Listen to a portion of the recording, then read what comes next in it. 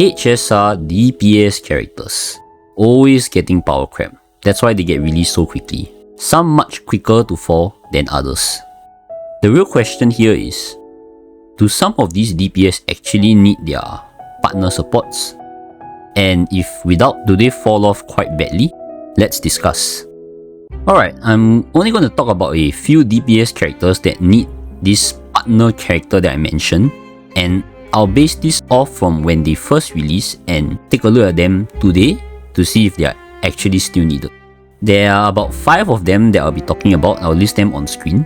So the 3 break characters, Feixiao, Aglaea, Yuan, and finally Acheron.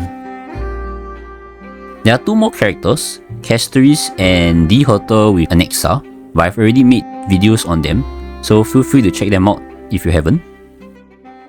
The first character, or group of characters rather, is the Superbreak trio, reliance on ruanmei. That is their partner character, at least on release. But today, very difficult to justify kicking ruanmei out of the team without having an E1 field. Okay, E0 field, right? While you could cope with it, maybe in 2.7, but right now, not so. The reason why is because toughness bars have been increasing steadily. If you haven't noticed, right, by the way.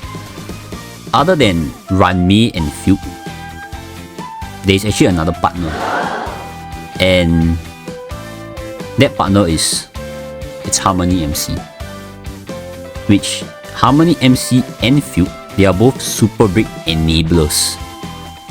So without fugue or Harmony MC, Superbreak damage of these DPS is very low, especially for Firefly. Let's be real, Firefly without any kind of Superbreak enabler, literally a sitting duck. Boothill doesn't need Superbreak to thrive as much, as his kit mostly relies on his personal break damage, while also having some crit on his kit as well. Rappa with fugue becomes a god pairing due to Cloud Flame Luster essentially allowing her to break the target twice, which basically doubles her charge.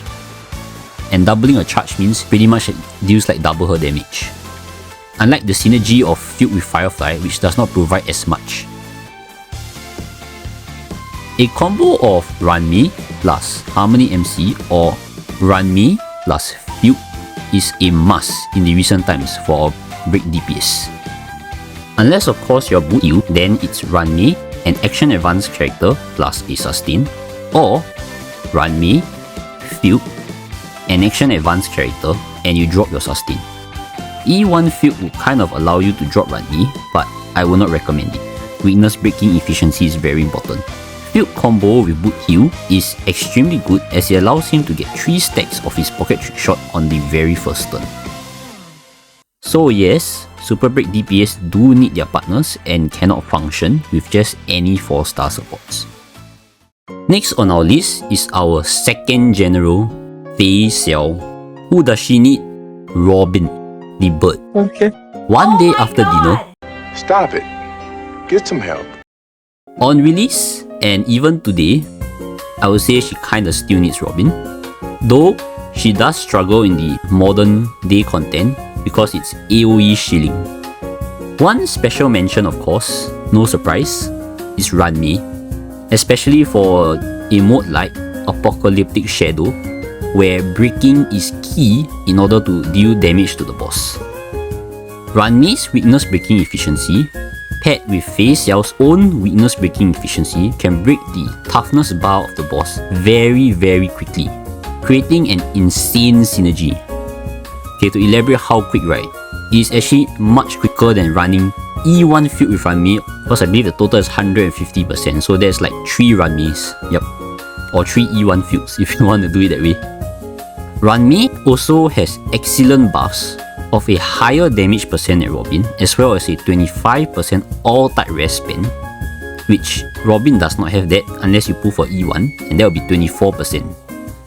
Plus, ruanmei also provides a team-wide speed, which Feixiao does appreciate.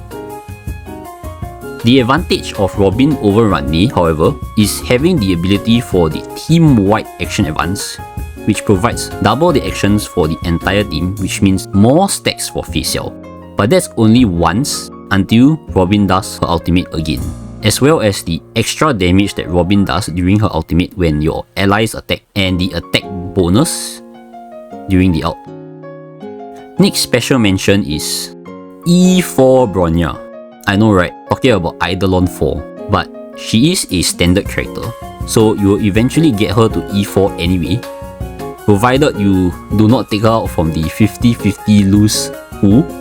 The extra follow-up attacks from the E4 while fighting wind-weak enemies, as well as the action advance, which is a 100% action advance from Bronya, helps a ton. While you lose damage from not having Robin, the additional turns and stacking makes up a little for it, so it's kind of like a budget option.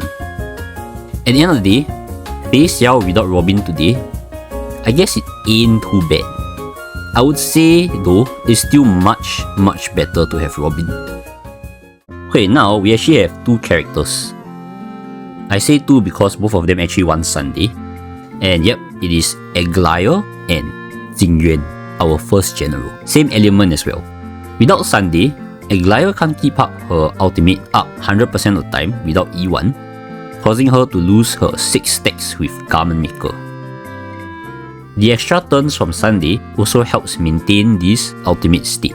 Likewise for Jing, having Lightning Lord only take action once per cycle limits his damage and potential a lot. And the multipliers of Lightning Lord ain't too bad, by the way.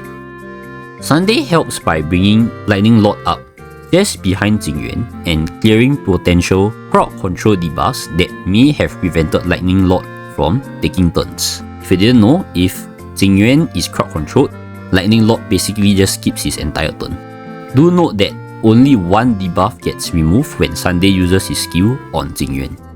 Now this might look bad, having full reliance on another limited character, as people have even Doom posters saying Aglaea's key is incomplete. But let's be real, do you think any character is going to be relevant forever in the meta with a full 4-star lineup? Let me give you an example, okay? Right now, Casteris kinda can run with 4 stars, right? Maybe you just need a 3B. Do you truly think characters like Hunter and Casteris, for example, can work in the future with only 4 stars?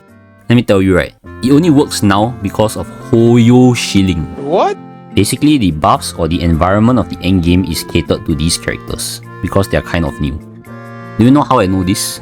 Because Firefly had the same thing. People said you just needed ruanmei. Some said, they hate ruanmei. They can run without ruanmei. They can still zero cycle or whatever they are talking about. But now, ain't no way. She works with the same copium lineups as in 2.3. Here's my hot take. I like Casteris a lot. As you guys know, I made like 20 Casteris videos. But Aglaea is the best version 3 DPS as of now, if you invest properly into a full premium team. This brings me back to my question that I said earlier.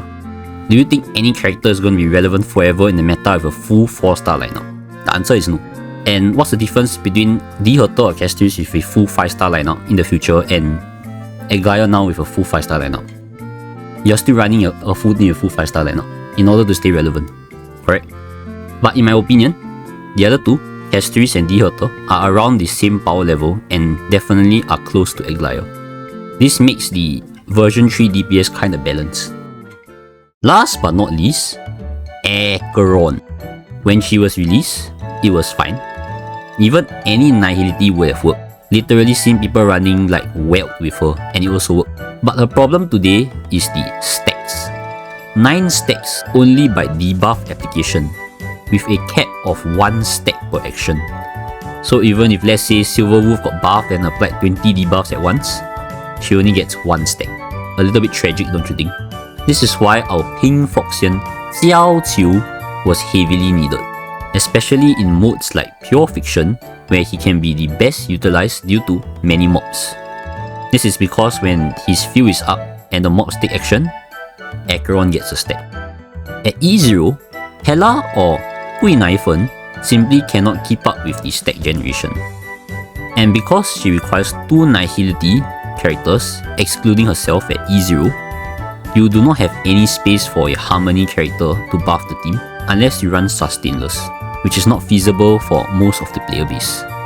So without her partner today, which is Jiao Qiu, At E0, Acheron is kind of cooked. In conclusion, this is not a Doom Post video.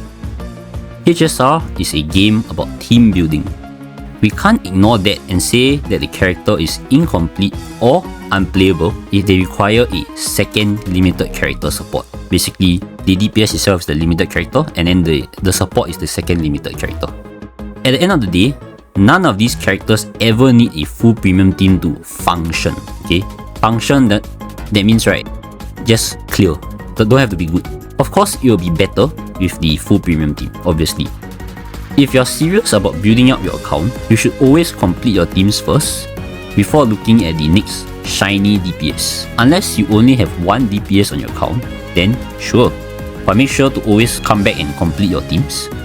I do want to say though, with this game's lack of 4 stars, this is why more characters are needing their premium support, since there's no substitutes. This is a topic I do want to cover next week. That is all for today's video. Thank you for taking your time to watch it. Take care, have a great day. Bye bye.